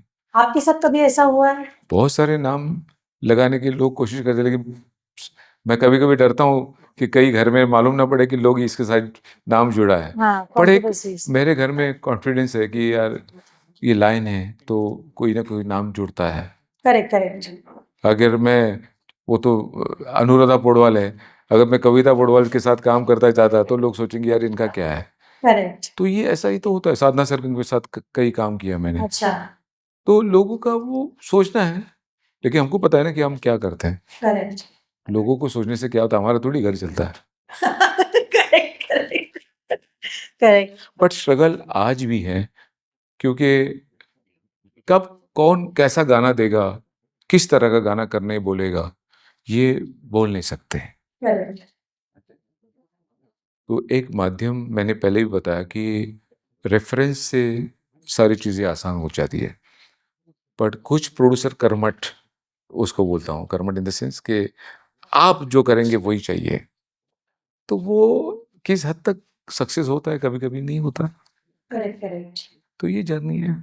तो संजय जी, आपका कभी आपके काम से रिलेटेड किसी भी एक्टर के साथ कोई अलग सा एनकाउंटर हुआ है?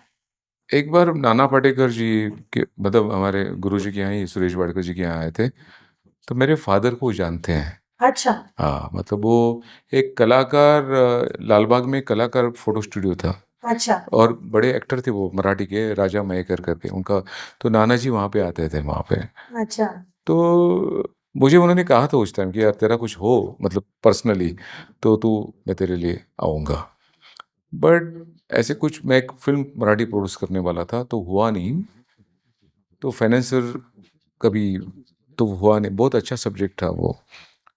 तो फिर बस उसके बाद एक अपॉर्च्युनिटी आई थी वो गोविंदा जी के साथ एक एज़ अ सिंगर उनको गवाना था, गणपति के सॉन्ग थे। अच्छा। तब वो भी बात बनी नहीं क्योंकि फिर वो इज़ नाइस पर्सन बट हुआ नहीं वो अच्छा नहीं अच्छा। लगा, थोड़ा-सा रहता है। बाकी अभी स्टार कास्ट में बोले तो अभी जैसे मान लीजिए कुछ लोग जानते हैं मुझे और मतलब एज़ अ कंपोज़र मेरे लिए बहुत काफ़ी चीज़ें, और ऐसी बात नहीं, मैंने एज़ अ एक्टर भी कुछ एल्बम्स किए हैं। अच्छा। मतलब एक मुस्लिम डिवोशनल सल्ले आला, वो तो इतना फ़ेमस है, मुझे मतलब एक गाने से मुझे लोग जानने लगे। ओके। अज़ीज़ नाज़ा साहब की कव्वाली में मैंने एक्टिंग किया है। तो वो भी है और काफ़ी चीज़ें फ़िल्म में भी की है मैंने, छोटा-मोटा का रोल किया है एक। अच्छा। हाँ, मेरा ही म्यूज़िक था, उसमें ही किया, मैं वैसे जाता नहीं कहीं अच्छा। करने।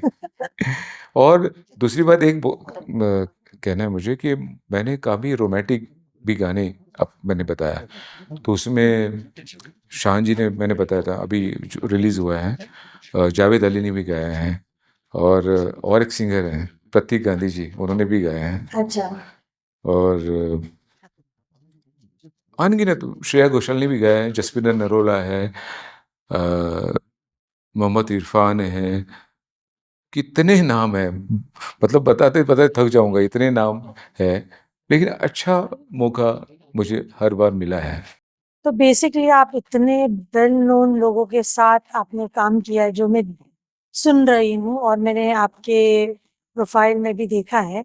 उसके बाद बावजूद भी आपको भी बख्शा नहीं गया है स्टार टेंट्रम से।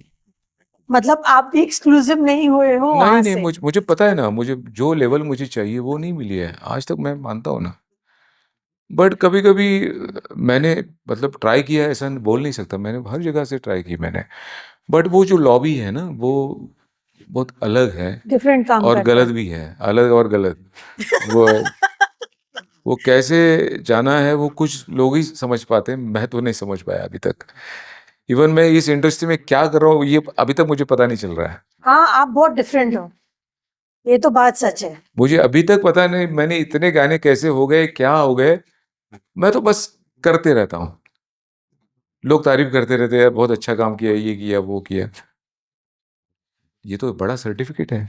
करेक्ट करेक्ट और क्या चाहिए आपके जीवन के लिए? आपकी अगर कोई तारीफ करता है तो आपको कितना अच्छा लगता है। करेक्ट।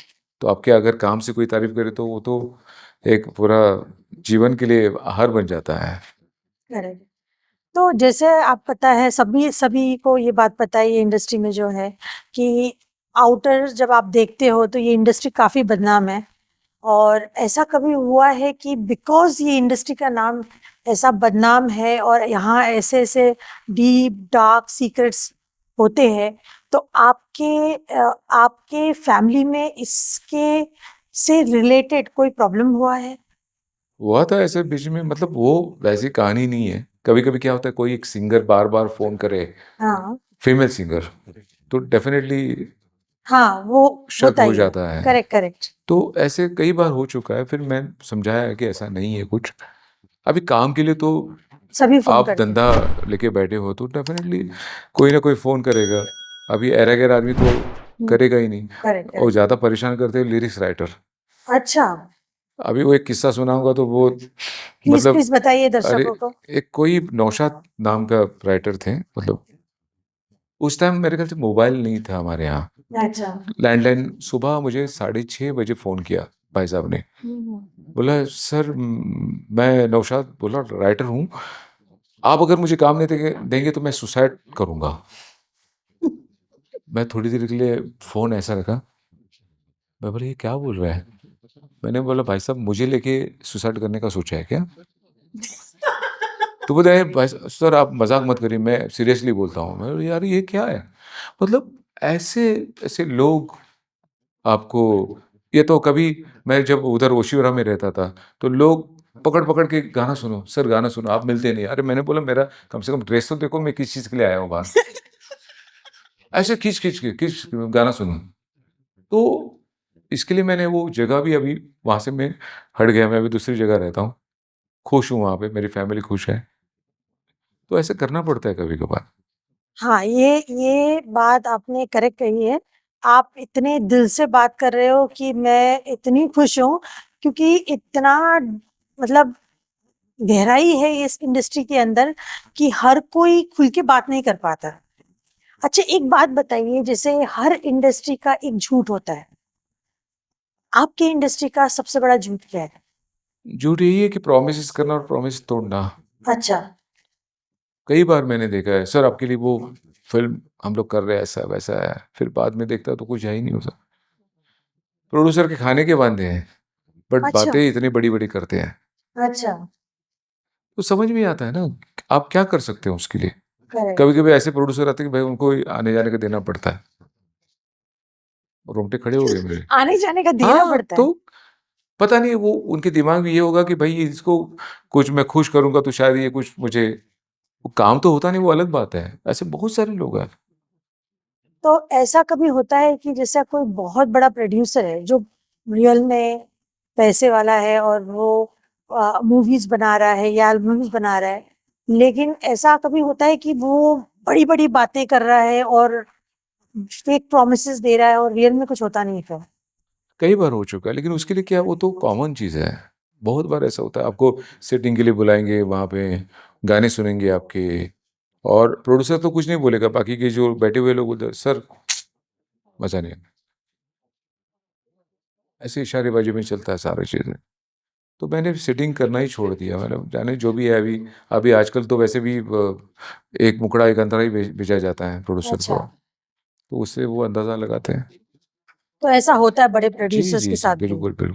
ऐसे कोई मतलब पर्टिकुलर नाम लेना चाहो तो ठीक है, नहीं तो भी ठीक है, लेकिन ऐसे हिंट कर सकते हो कि ऐसा कोई बंदा है जो ये बहुत फ्रीक्वेंटली करता है इस इंडस्ट्री के हार्ड वर्किंग लोगों के साथ?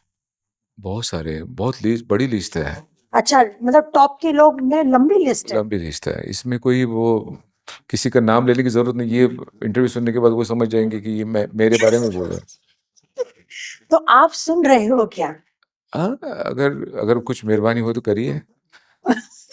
Correct correct correct. नहीं, लेकिन ये बहुत रियलिटी है और ये बहुत अच्छा माध्यम है आके आपका कि आपने ये सोचा और मुझे अपॉइंट किया। मैं I am really thankful to you and Prateek ji. क्या है, ये इंफॉर्मेशन बाहर जाना बहुत जरूरी है, क्योंकि अलग अलग टाइप के नेचर के लोग होते हैं। तो कुछ नेचर के लोग हैं, उनकी वजह से दूसरे जो सीधे नेचर के लोग हैं उनको सफर करना पड़ता है। और क्योंकि ये अफवाह बोलो, ये रियलिटी बोलो, जो फैली हुई है कि आपको काम लेना है म्यूजिक डायरेक्टर से, तो फीमेल सिंगर को उनके साथ एक गलत रिलेशन बनाना जरूरी है। तो ये भी एक मतलब कंपल्शन जैसा फैला हुआ है। तो जैसा आप बता रहे हो, हर एक म्यूजिक डायरेक्टर तो ऐसा नहीं है। तो जो लेडी सिंगर्स है जो इस लाइन में आना चाहती है, तो डेफिनेटली उनके लिए अच्छे भी है और बुरे भी लोग हैं। एम आई करेक्ट? करेक्ट है। नहीं, तो बट ऐसे म्यूजिक डायरेक्टर भी है मैंने जिनके बारे में सुना है कि जो लड़की सिंगर्स आती है उनके साथ अ, मतलब प्रोवाइड करने वाले, सुना है मैंने देखा तो नहीं है अरे बहुत से बाप लोग रे। तब जाके उनको फिल्में मिली है। ओ। तो ये चलता रहता है, ये तो चलता रहता है। मतलब अभी मतलब वो पुराने ज़माने का पता नहीं, लेकिन मैं अभी के जो 80s 60 70s के जो लोग हैं मैंने सुना है उनके बारे में। ऐसा करते हैं। हाँ, फिर मुझे भी लोग मुझे पूछते हैं ना कि सर आप भी ऐसा करते हो क्या? हाँ, क्योंकि अभी उनकी मेंटालिटी ऐसे हो जाती है। सबकी मेंटालिटी ऐसी बनी, इसलिए तो लड़की है सीधा-सीधा बोलती है ना आपको कि हम्म। आप क्या कर मतलब चांस देने के लिए क्या कॉम्प्रोमाइज़ करना पड़ता है। बाप रे। बड़ा दुःख होता है क्योंकि मैं सही बता रहा हूँ, मेरी भी मैं बेटी है और मैं भी सोचते रहता हूँ कि इनको कैसे बताऊँ? फिर करेक्ट मुझे लोग आके बोलते हैं सर ऐसा है, मुझे उस प्रोड्यूसर ने ऐसा बोला वैसा। मैं बोले मैं क्या कर सकता हूँ? करेक्ट मैं क्या कर सकता हूँ? अगर मैंने कुछ बोला है तो मुझे बताओ। करेक्ट। ऐसे केसेस बहुत आए मेरे पास, बहुत है नहीं। अब क्या बोलूँ? मुझे कभी-कभी रोना आता है इस चीज़ का कि ऐसा हो रहा है मार्केट में।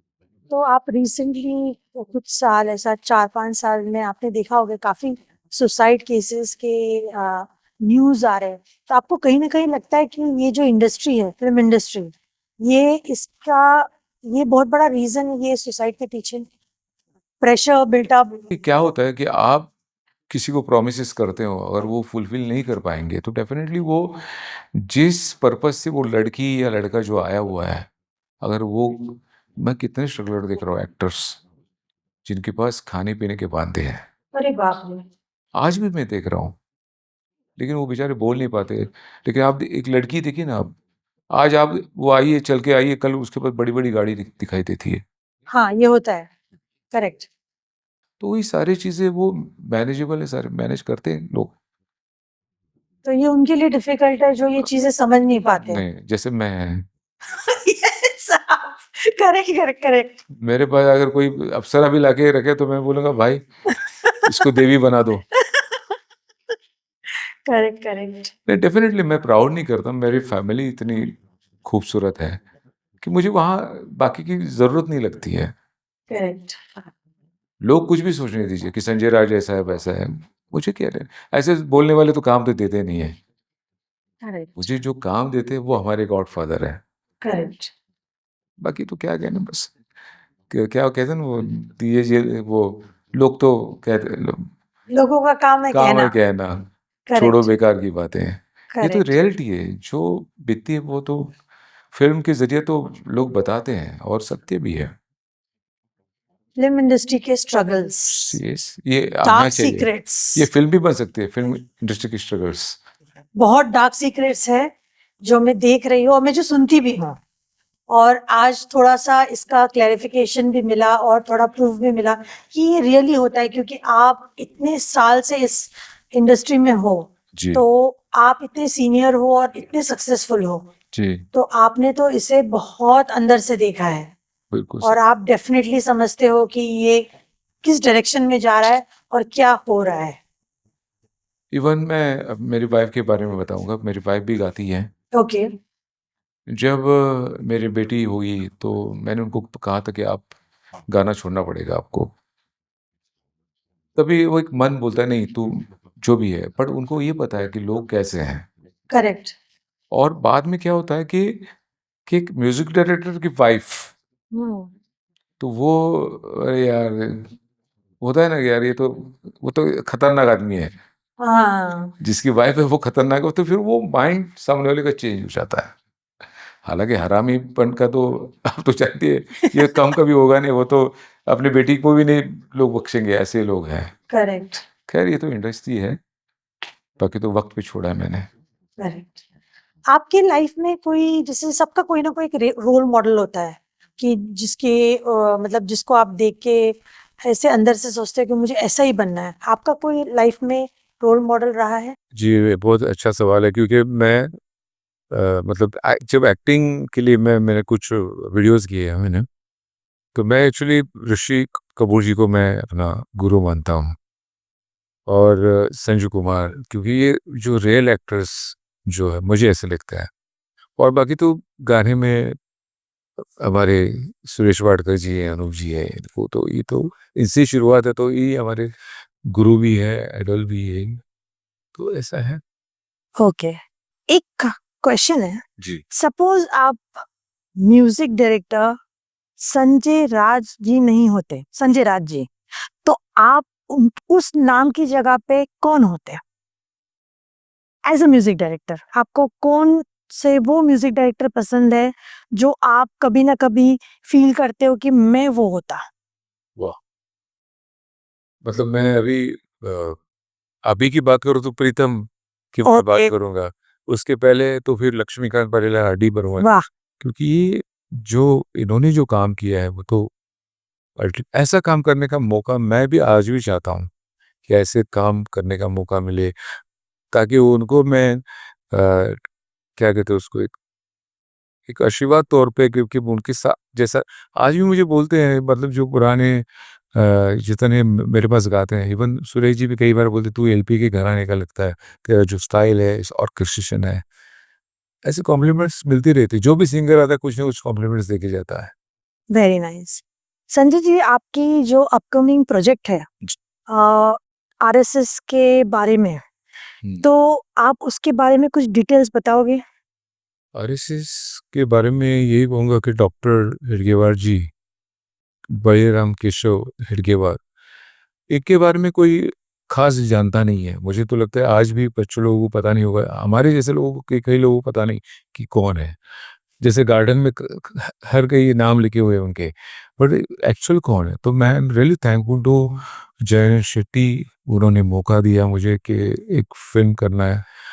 तो वो ये फिल्म में खास करके डॉक्टर साहब के बारे में जो प्रेजेंटेशन है बहुत खूबसूरत किया है। और गाने आप कहेंगे तो शंकर महादेवन जी ने गाया है, सुरेश जी ने गाया है, सुरेश वाडकर जी, अनूप जी ने गाया है, और डॉक्टर राहुल जोशी है, मतलब जो मेजर लोग गाने वाले हैं, एल नीतीश, सप्तक भट्टाचार्य है।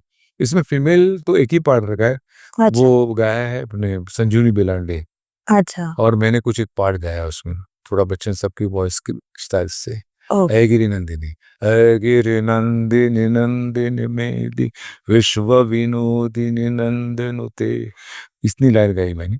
ओके। एज पर प्रोड्यूसर ने कहा यार अब तुम्हारी वॉइस चाहिए, मैंने कहा ठीक है। तो ये ऐसा, और ये फिल्म जब भी आएगी तो मुझे ऐसा लगता है कि एक हिंदू जाग जाएगा। इसका ये मतलब नहीं कि हिंदुस्तान में रहने वाले सब लोग हिंदू हैं, ऐसा मेरी मान्यता है, बाकी तो वक्त पे छोड़ेंगे क्या होगा। तो ये जो आपने नाम लिया डॉक्टर, केशवराव बलिराम केशव केशव हेडगेवार तो इन्होंने ही आरएसएस की स्थापना स्थापना की की, थी? करेक्ट। और गुरुजी हैं ओके। गोलवलकर जी, ओ, उन्होंने मिलके स्थापना उन्होंने की, लेकिन गुरुजी साथ में थे उनके। अच्छा। और इस फिल्म में तो आपको पूरा फिल्म क्लियर हो जाएगी कि ये क्या थे डॉक्टर साहब, अच्छा। कितना स्ट्रगल करने के बाद ये आरएसएस बनी है। उस टाइम पे मीडिया बिल्कुल नहीं था, आज करेक्ट। लोगों को सब भागवत साहब वगैरह वो दिखाई देते, बाकी उस टाइम तो कुछ नहीं था। आपने सनातन पे भी गाना लिखा है? तो लिखा नहीं, मैंने गाया है ओके। दोनों, मतलब वो एक तो रिलीज हुआ है रेड रिबन से, दूसरा भी रेड रिबन से रिलीज हो रहा है। तो वो सनातन गाने का एक ये मतलब ये क्यों किया हमारे एक वेद जी हैं, उन्होंने कहा कि ऐसा कुछ करना है और आपकी वॉइस चाहिए, वेद सूद। तो मैंने कहा मैं तो पता नहीं, हर एक इंसान का एक अलग-अलग टेस्ट होता है, तो उसमें मैसेज ये है कि राम आखिर में क्या-क्या कर पाएगा, जब तक आप लोग साथ में नहीं आएँगे। ओके। तो ये मैसेज है उसमें। और जो दूसरा भी जो अभी कल परसों रिलीज़ होगा, उसमें भी ऐसा ही एक कि हनुमान जी का क्या रोल है उसमें। आप वैसे देखा जाएगा तो हम सब हनुमान ही हैं, हनुमान के रूप है। ऐसा अच्छा। कहने का मतलब वो है तारा कि ओके। अगर आप राम को भगवान मानते हैं, तो हम कौन हैं? हनुमान। हाँ, तो ये मान्यता है। तो ऐसे सारी चीज़ें आ रही हैं और कुछ फ़िल्में भी साइन कर रहा हूँ मैं, किया है मैंने मतलब। तो अभी मतलब वन बाय वन ईश्वर की जो कृपा होगी, उसके ऊपर फ़ोकस कर रहा हूँ काफ़ी। और आप लोगों का सबका प्यार तो हमेशा साथ में रहेगा, ये ईश्वर के चरणों में प्रार्थना करता हूँ। हाँ जी। तो एक आखिरी क्वेश्चन, जी। आपका सबसे फेवरेट भजन जो आपने खुद कंपोज किया है वो कौन सा है? वैसे तो अनगिनत है, अभी बिना इधर लगा मतलब इधर लगता है तब वो जाके भजन बाहर आता है। तो मुझे सबसे ज़्यादा एक भिन्न षड्ज राग में मतलब मुझे अनूप जी ने कहा कि आर.डी. बर्मन के बाद अगर ये किसी ने किया होगा तो ये तुमने किया है। उसकी बोल है वो भी गणेश जी का भजन है।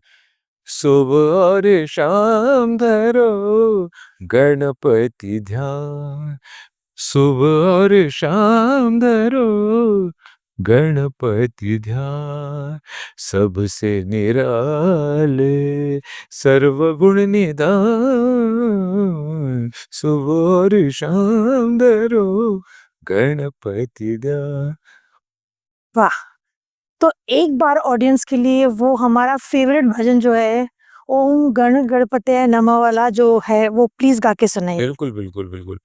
और मैं ऑडियंस को ये बताना चाहता हूँ कि ये ट्रेडिशनल वर्ड्स है, लेकिन इसका क्रिएशन मेरी तरफ से है। तो इसको आप यूँ ही इसको यूज़ ना करें, आप भक्ति भाव से उसको गाइए, पर किसी का हक जो है वो उसको दीजिए। ओम राइट। गं गणपते नमो नमः, श्री सिद्धिविनायक नमो नमः, अष्टविनायक नमो नमः, गणपति बाप्पा मोरया, मंगल मूर्ति मोरया। ओम गं गणपतये नमो नमः, श्री सिद्धिविनायक नमो नमः, अष्टविनायक नमो नमः, गणपति बाप्पा मोरया, मंगल मूर्ति मोरया। थैंक यू संजय जी, आप मेरे पॉडकास्ट में आए, दिल खोल के आपने सब जवाब दिया है। हमारी ऑडियंस इसको रियली एप्रिशिएट करेंगी और मैं चाहती हूँ आप मेरे पॉडकास्ट पे अगेन एंड अगेन आए और सब ऑडियंस से जुड़े रहे। ज़रूर, मैं पद्मश्री बन के आऊँगा अभी आपके यहाँ। और मैं कांग्रेचुलेशन इन बहुत-बहुत एडवांस। शुभकामनाएँ देता हूँ आपके इस प्रोग्राम के लिए थैंक यू। और भगवान से प्रार्थना करूँगा कि ये एकदम पूरे विश्व में छा जाए। Thank you. Thank you. God bless.